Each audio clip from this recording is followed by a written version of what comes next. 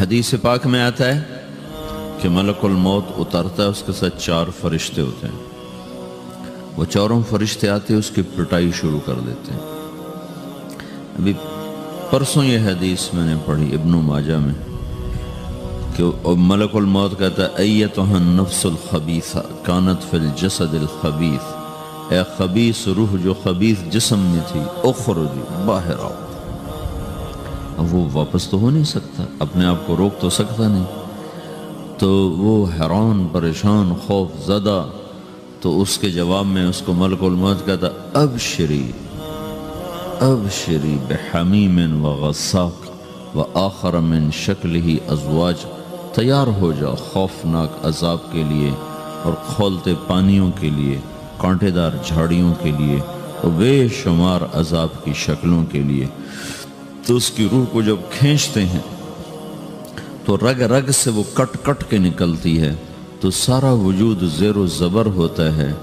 سکرات کا درد ساری دنیا کے دردوں پر حاوی ہے. جب اس کی روح نکلتی ہے اور اس کو لے کر آسمان پر چلتے ہیں تو دروازے پر پہنچتے ہیں تو اندر سے فرشتے پوچھتے ہیں کون ہے؟ کہتے ہیں فلاں فلاں کا بیٹا ہے. کا نفس خبیثہ فی الجسد الخبیث، یہ تو وہی بدماش ہے جو بدماش جسم میں تھا، یہ وہ بدبخت روح ہے جو بدبخت جسم میں تھی. اس کے لیے آسمان کے دروازے نہیں کھول سکتے، اسے واپس کر دیا جائے. تو آسمان کے دروازے لا تفتح لهم ابواب السماء ولا يدخلون الجنة حتى يلج الجمل في سم الخياط، کہ ان کے لیے آسمان کے دروازے نہیں کھلیں گے اور ان کے لیے جنت کے دروازے نہیں کھلیں گے. پھر یہ وہاں سے نیچے گرائے جاتے ہیں جو اللہ کا قید خانہ ہے سجین. وما ادراک ما سجین کتاب مرقوم، وہ تمہیں خبر نہیں کہ وہ کیا خوفناک قید خانہ ہے جو اللہ تعالیٰ نے بنایا ہے، اسے وہاں دھکیل دیا جاتا ہے. پھر قیامت تک اس کے لیے انتظار کی گھڑیاں ہیں اور عذاب کی شدت ہے.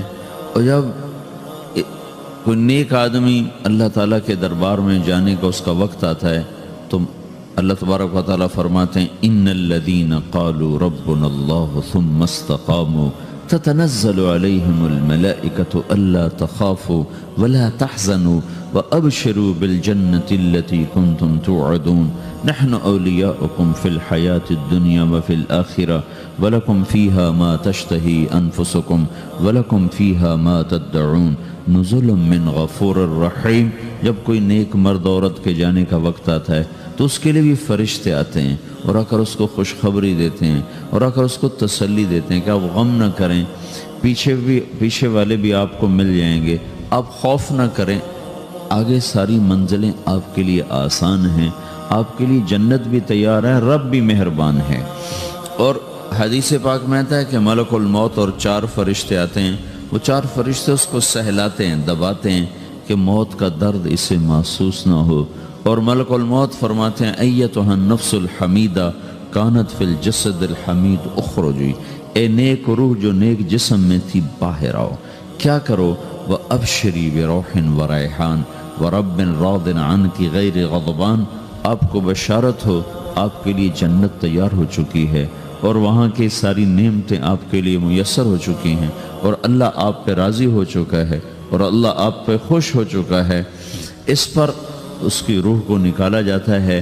پھر سارے فرشتے اس کو استقبال کے ساتھ جب آسمان پر لے جاتے ہیں تو اندر سے پوچھتے ہیں کون ہے؟ کہ فلاں فلاں کا بیٹا، فلاں فلاں کی بیٹی.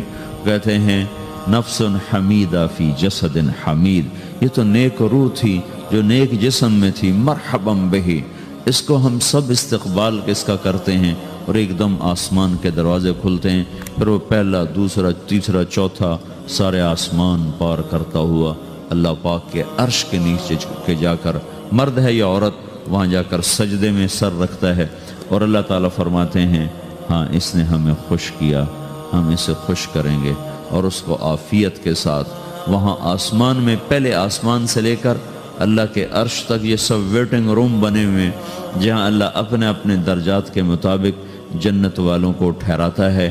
اور وہ انتظار گاہ ہے اور وقت ختم ہو جاتا ہے، لہٰذا انتظار کی جو تکلیف ہے وہ بھی ختم ہو جاتی ہے. وقت ختم تو انتظار کا احساس ختم اور ٹائم کے گزرنے کا احساس ختم۔ تو جیسے اصحاب کہف کو اللہ نے غار میں داخل کر کے تو غار کے اندر سے وقت کو نکال کے باہر پھینک دیا، باہر 300 سال گزرے، اندر آدھا ہی دن گزرا تھا۔ وہ جب اٹھے ہیں تو وہ 25 برس کا نوجوان 325 سال کا ہو کے نہیں اٹھا، وہ 25 سال کی عمر میں اٹھا ہے۔ نہ ناخن بڑا ہے، نہ مونچھیں بڑی ہیں، نہ ان کی داڑیاں لمبی ہوئی ہیں، کیونکہ تو زندہ تھے، مر نہیں گئے تھے۔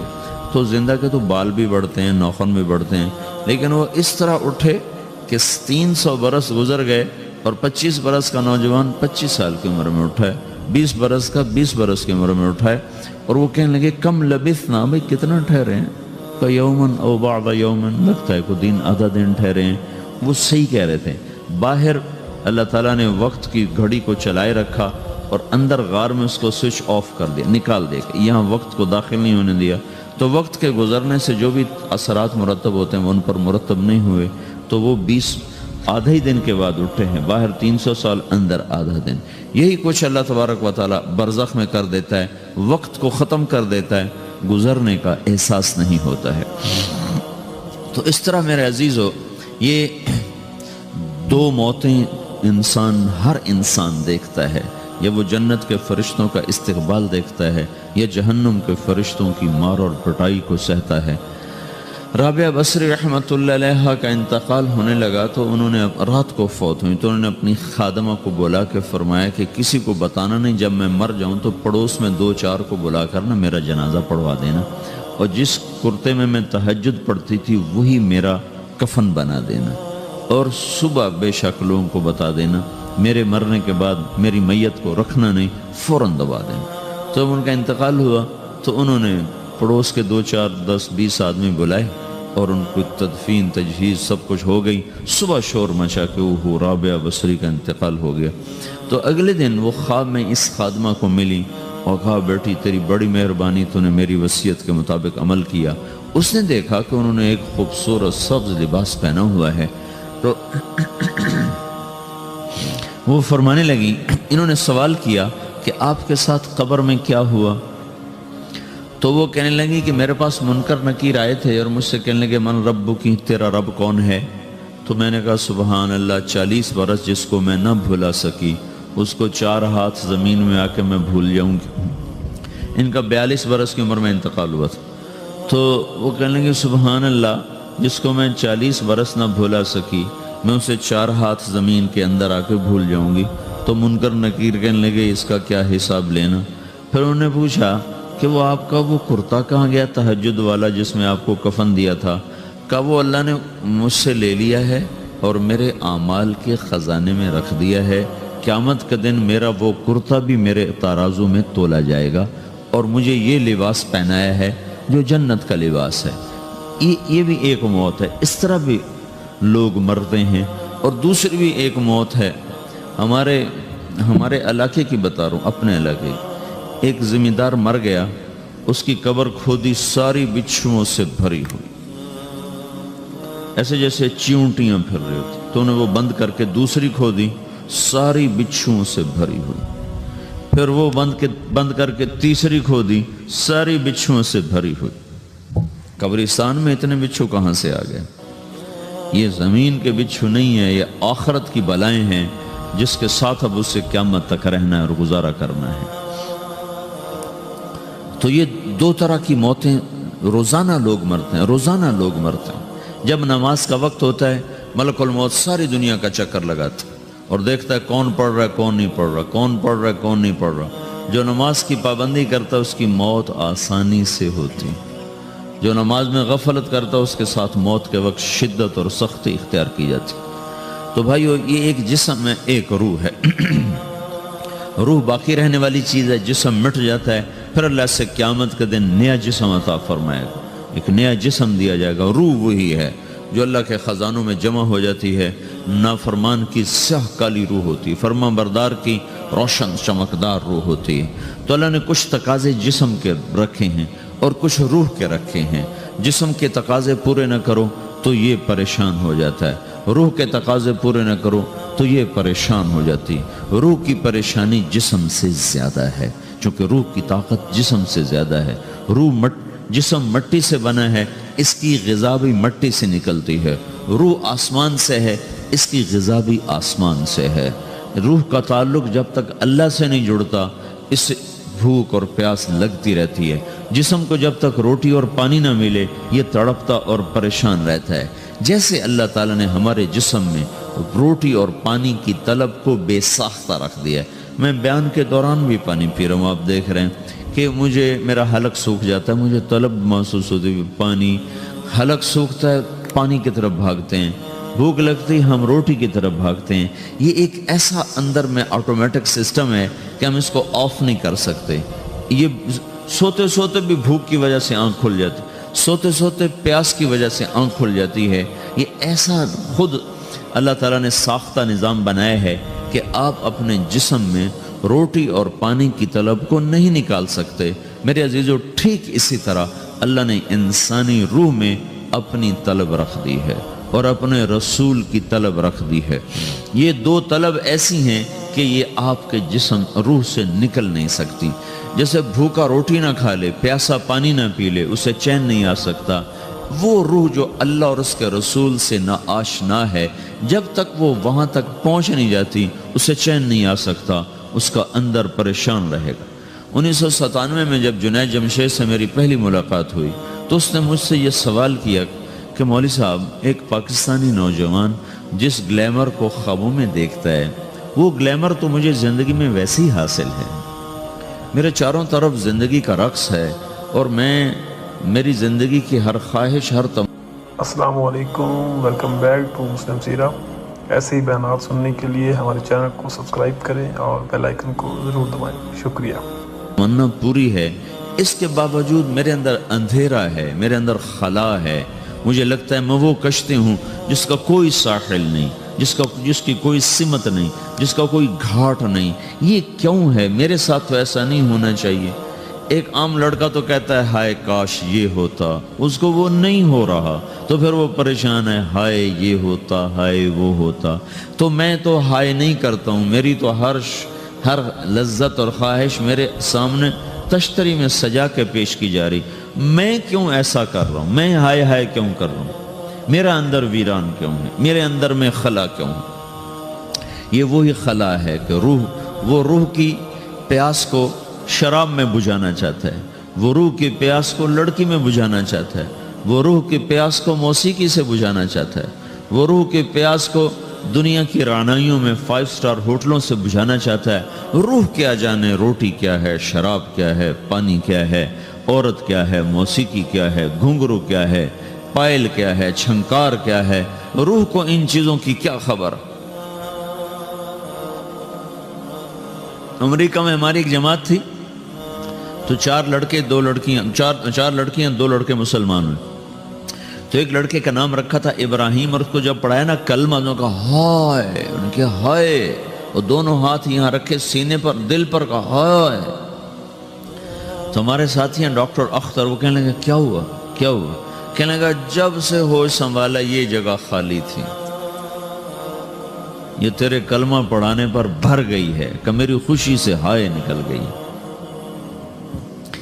یہ جگہ خالی رہے گی، یہاں شراب نہیں پہنچ سکتی، یہاں نغمہ اور موسیقی نہیں پہنچ سکتی، یہاں تالے لگے ہوئے ہیں، یہاں تک کوئی آواز نہیں جا سکتی۔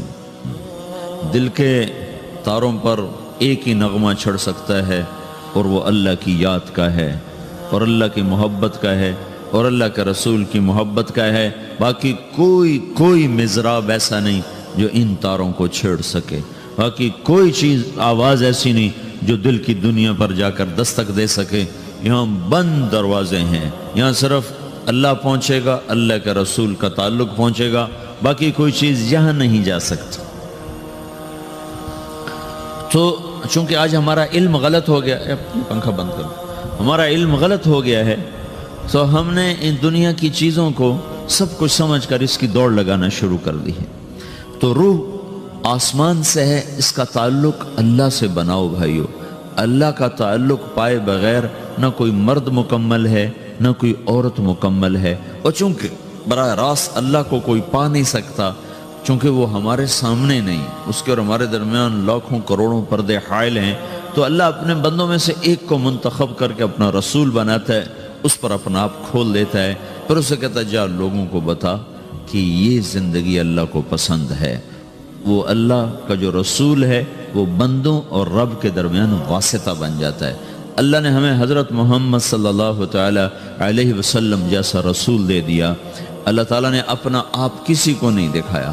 موسیٰ علیہ السلام پہ ایک تجلی پڑی، ان کو 40 دن ہوش نہیں آیا، 40 دن اللہ سے ضد کرنے لگے، رب ارنی انظر الیک، یا اللہ میں تجھے دیکھنا چاہتا ہوں۔